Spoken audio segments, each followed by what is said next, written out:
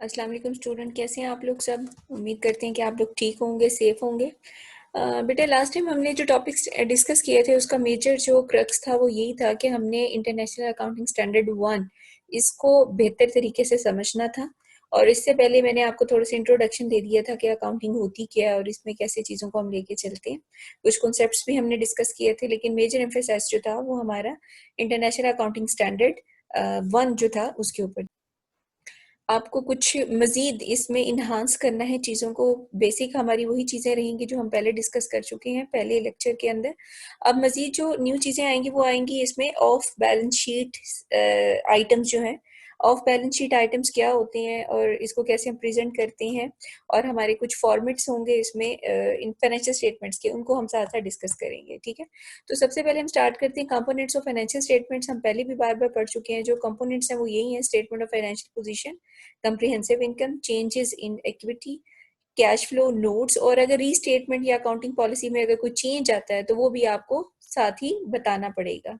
ठीक है, okay. Statement of financial position, इसमें हमने बहुत सी बातें डिस्कस पहले भी की हैं, जिसको हम स्टेटमेंट ऑफ बैलेंस शीट या बैलेंस शीट स्टेटमेंट भी बोलते हैं। इसमें टेक्निक क्या है इसको प्रेजेंट करने की, कोई स्पेसिफिक फॉर्मेट नहीं है, लेकिन फिर भी मैंने आपको बताया था जो लास्ट टाइम हमने आपको एक फॉर्मेट का सैंपल दिखाया था, वो हमारे पास जो था सैंपल था वो था वर्टिकल फॉर्मेट का। ठीक है जी क्लास। अब इसमें बेसिकली आपने फाइनेंशियल पोजीशन के अंदर आपने क्लासिफाई करना होता है एसेट्स, लायबिलिटी को और ऑनर इक्विटी को। ठीक, तो एसेट्स हमारे पास कितने हैं, कैसे हैं, लायबिलिटीज क्या है, उसके कंपोनेंट्स में हमने लास्ट टाइम डिस्कस किए थे। ठीक है, अब इसको बैलेंस शीट को जब हम प्रेजेंट करते हैं वो लिक्विडिटी प्रेजेंटेशन की बेस पे करते हैं। ये भी हमने पहले डिस्कस किया था कि लिक्विडिटी प्रेजेंटेशन जो है वो ज्यादा रिलायबल एंड रेलिवेंट इन्फॉर्मेशन है। ठीक है, और इसके अंदर कोई ऑपरेटिंग साइकिल यूज नहीं होता। ऑपरेटिंग साइकिल क्या है कि ऑपरेटिंग साइकिल में आप रॉ मटेरियल की परचेजिंग से लेकर उसको प्रोसेस में लेके आने तक, फिनिश गुड बनने तक, उसके बाद उसको सेल आउट करते हैं। और अगर आपकी वो जो सेलिंग है वो क्रेडिट सेलिंग है तो डेफिनेटली अकाउंट रिसीवेबल जनरेट होगा। ठीक है, और यही अकाउंट रिसीवेबल जो है फिर कन्वर्ट हो जाता है कैश में। तो कैश होगा तो रॉ मटेरियल परचेज होगा, तो ये एक ऑन गोइंग प्रोसेस चलता रहता है। ठीक है, हमने चीजों को लाइन अप भी करना होता है, लाइन आइटम शो करने होते हैं, कम से कम लाइन आइटम शो करने की हमें जरूरत होती है। ठीक है, साइज और नेचर और फंक्शन हमने डिसाइड करना होता है, और अगर एक ही तरह के आइटम्स है उनको हम इकट्ठा कर देते हैं। अच्छा, अब यहाँ current and non current assets के बारे में आपको बता रहा है कि करंट एसेट्स वो एसेट्स होते हैं जिनका ड्यूरेशन फॉर 1 ईयर होता है या विद इन 1 ईयर, जिनको आप कंज्यूम कर लेते हो, यूज हो जाते हैं। ठीक है, उसकी एग्जांपल्स उसमें दी हुई है आपको। यहाँ इन्वेंट्री है हमारे पास, रिसीवेबल्स हैं, advances, loans, current position, portion of non current asset, lease receivable with in the next 12 month. ठीक है, और नॉन करंट एसेट्स हमारे वो एसेट्स होंगे जिनका ड्यूरेशन जो है वो हमारा मोर देन 1 ईयर होगा। ठीक है, और हमारे जो नॉन करंट एसेट्स हैं वो बेसिकली हमारे फिक्स एसेट्स होते हैं, जिनको हम टेंजिबल एसेट्स भी बोलते हैं, प्रॉपर्टी, प्लांट, इक्विपमेंट। ठीक है, और अगर इनटेंजिबल एसेट्स हैं तो उसके अंदर हमारे जिस तरह पेटेंट आ गए, कॉपीराइट आ गया, ट्रेडमार्क आ गया, गुडविल आ गया, ये सारी चीजें आएंगी। ठीक है, इंटेंजिबल एसेट्स में तो डिफरेंट कंपनीज के अंदर आपके डिफरेंट ये जो करंट एसेट्स हैं, नॉन करंट एसेट्स हैं, या टेंजिबल या इनटेंजिबल एसेट्स जो हैं, ये डिफरेंट हो सकते हैं। किसी में दोनों हो सकते हैं, किसी में तीनों हो सकते हैं, किसी में चारों हो सकते हैं। ठीक है, तो ये नेचर ऑफ बिजनेस पे डिपेंड करता है।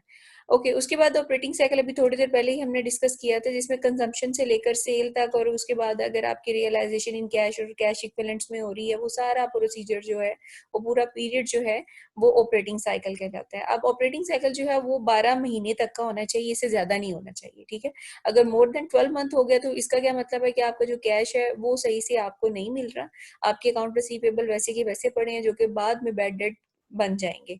ठीक है, तो कोशिश आप करें कि जितनी जल्दी हो सकता है, अगर आपने क्रेडिट सेलिंग की है तो इन्हीं अकाउंट रिसीवेबल को आप कन्वर्ट कर सकें इनटू कैश।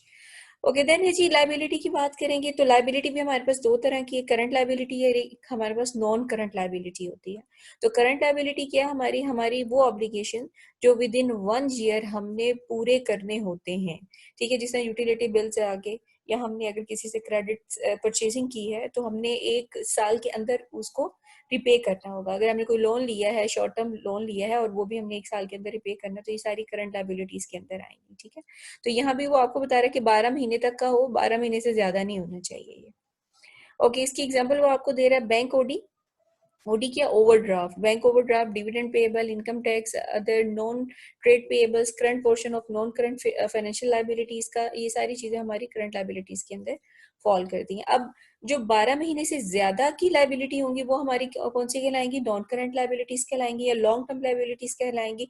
जिस तरह हमारे बैंक लोन्स आ गए, ठीक है, जो बेसिकली जो लोन्स होंगे वो लॉन्ग टर्म है, ठीक है। तो लॉन्ग टर्म लोन से आपके जो है वो मोर देन 1 ईयर के होंगे।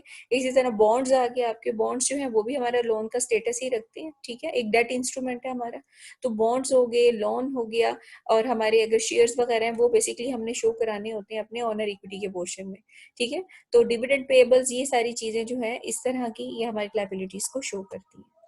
देन है जी स्टेटमेंट ऑफ कॉम्प्रिहेंसिव इनकम, ये पहले भी हम डिस्कस कर चुके हैं, और ये हमारी कॉम्प्रिहेंसिव इनकम जो है financial performance of an entity show करती है। तो इसको दूसरे लफ्जों में हम स्टेटमेंट ऑफ फाइनेंशियल परफॉर्मेंस भी कह सकते हैं, स्टेटमेंट ऑफ अर्निंग भी कह सकते हैं, स्टेटमेंट ऑफ ऑपरेशंस भी कह सकते हैं, इनकम स्टेटमेंट भी हम इसको बोल सकते हैं। तो पर्टिकुलर पीरियड के लिए आपने इसको शो करना होगा, ठीक है। इसके साथ साथ आप इस शीट के अंदर प्रॉफिट एंड लॉस को भी शो कराएंगे, ठीक है। और इसके साथ साथ अगर कोई एक्सपेंसेस हैं उनको भी आप शो करा सकते हैं। तो इसके भी फॉर्मेट आगे चल के आपके साथ में डिस्कस करती हूँ।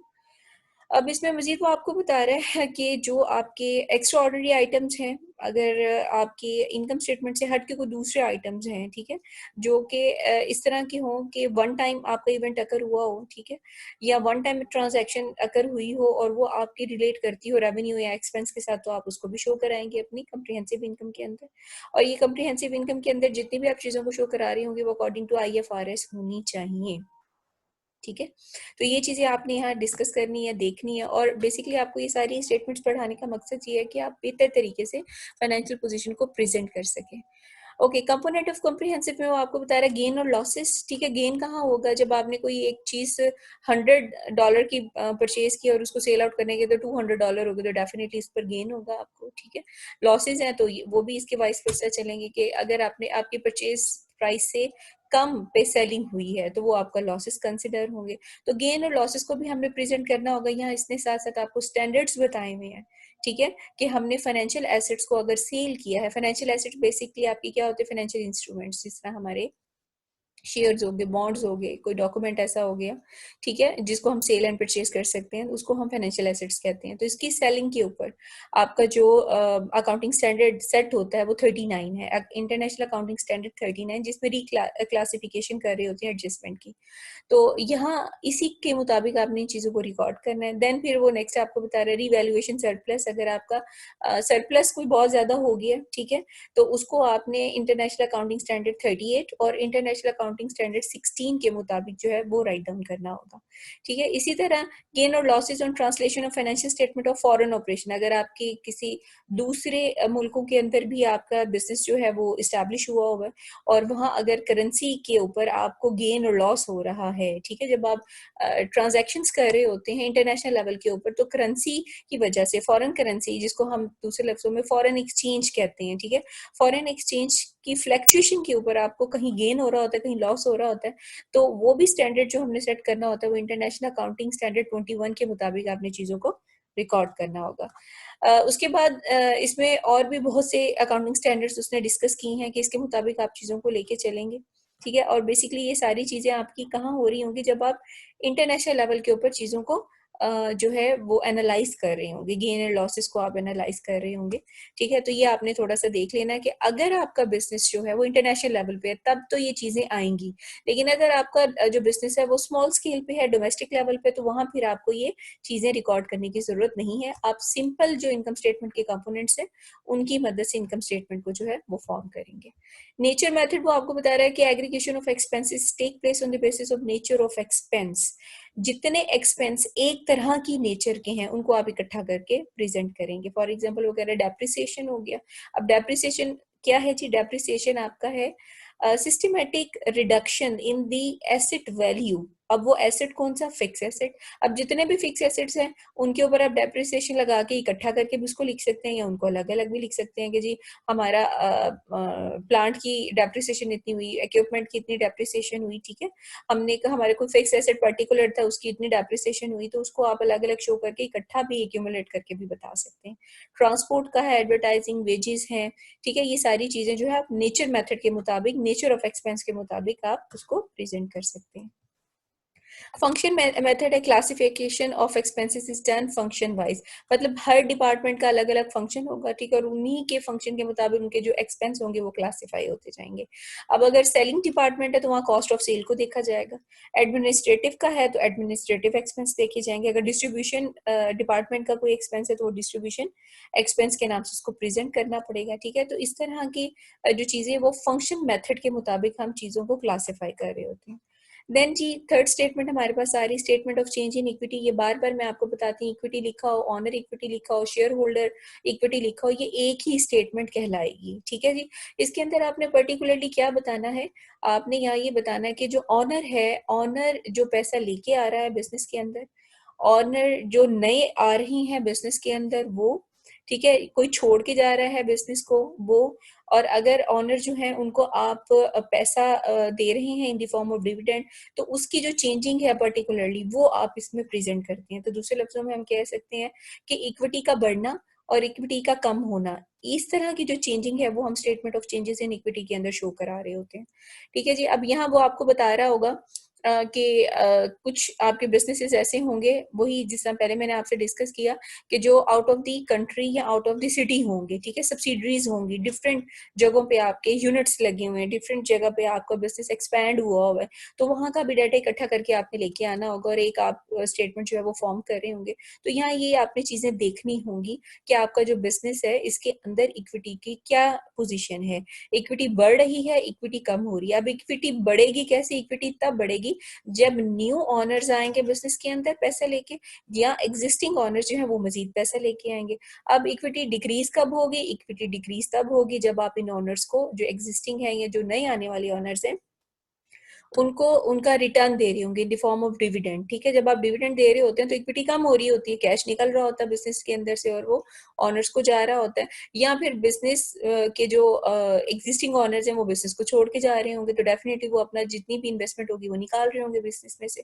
तो इंक्रीज और डिक्रीज जो है ये पर्टिकुलरली हमने statement of change in equity के अंदर देखना होता है, ठीक है। हर कंपोनेंट को हमने रिकनसाइल भी करना होगा कि बिगनिंग में कितना बैलेंस था, eight the end of the कितना बैलेंस आ रहा है, ठीक है। कुछ कंपोनेंट हम उठाएंगे इनकम स्टेटमेंट में से, ठीक है, और साथ साथ हम ट्रांजैक्शंस भी देख रहे होंगे कि ऑनर की ट्रांजैक्शंस क्या हो रही हैं, बिजनेस के अंदर पैसा आ रहा है, न्यू इन्वेस्टर अट्रैक्ट हो रहे हैं बिजनेस के साथ या नहीं हो रहे, ठीक है, चेंजिंग क्या आ रही है पर्टिकुलरली हमारी इक्विटी के अंदर, ये सारी चीजें हम शो करा रहे होंगे इसके अंदर, ठीक है जी क्लास। अब इसके साथ साथ अगर आपका कोई बिजनेस है जो कि इंटरनेशनल लेवल पे है, तो फिर आपने देखना होगा कि उन कंट्रीज के अंदर जहां जहां आपके शेयर होल्डर्स हैं उनकी क्या पोजीशन है, कि क्या लोग अट्रैक्ट हो रहे हैं आपके बिजनेस की तरफ या नहीं, ठीक है। मजीद यहाँ ये आपको बता रहा है नॉन कंट्रोलिंग इंटरेस्ट भी हम देखेंगे, share holder of subsidy other than parent in respect of profit and loss, comprehensive income, transaction with owner similar to casual of reserves and surplus to the balance sheet. अब non controlling interest की बात जहाँ आएगी तब जब हम बात करेंगे एक्विजिशन की, ठीक है। जब एक्वायर जब एक कंपनी दूसरी कंपनी को कर रही होती है तो बेसिकली उनके शेयर्स को परचेज किया जाता है, ठीक है। तो एटलीस्ट मोर देन 49%, मतलब 51% के करीब अगर किसी कंपनी के शेयर्स को कोई परचेज कर लेती है दूसरी कंपनी, तो जो सारी मैनेजमेंट है वो डेफिनेटली दूसरी कंपनी के पास चली जाएगी जिसने उसको एक्वायर किया है। तो जो बाकी लोग बच के, ठीक है, मोर देन 51 से या 51% अगर शेयर्स हम किसी दूसरी कंपनी के परचेज कर लेते हैं तो हमारा होल्ड हो जाएगा, तो बाकी जो आपकी रिमेनिंग पोर्शन बच जाएगा 49, वो हमारे नॉन कंट्रोलिंग इंटरेस्ट के लोग कहलाएंगे, ठीक है। वो शेयर होल्डर जो नॉन कंट्रोलिंग इंटरेस्ट में आएंगे हमारे, तो उनका भी हमने देखना होगा कि उनका पोजीशन कैसी है, क्या लोग अभी भी रिटेन है बिजनेस किस तरफ, या बिजनेस छोड़ के जा रहे हैं। ओके, फोर्थ हमारे पास स्टेटमेंट है statement of cash flow. Cash flow के हमारे पर्टिकुलरली तीन कंपोनेंट्स है, ऑपरेटिंग, इन्वेस्टिंग एंड फाइनेंसिंग, ठीक है।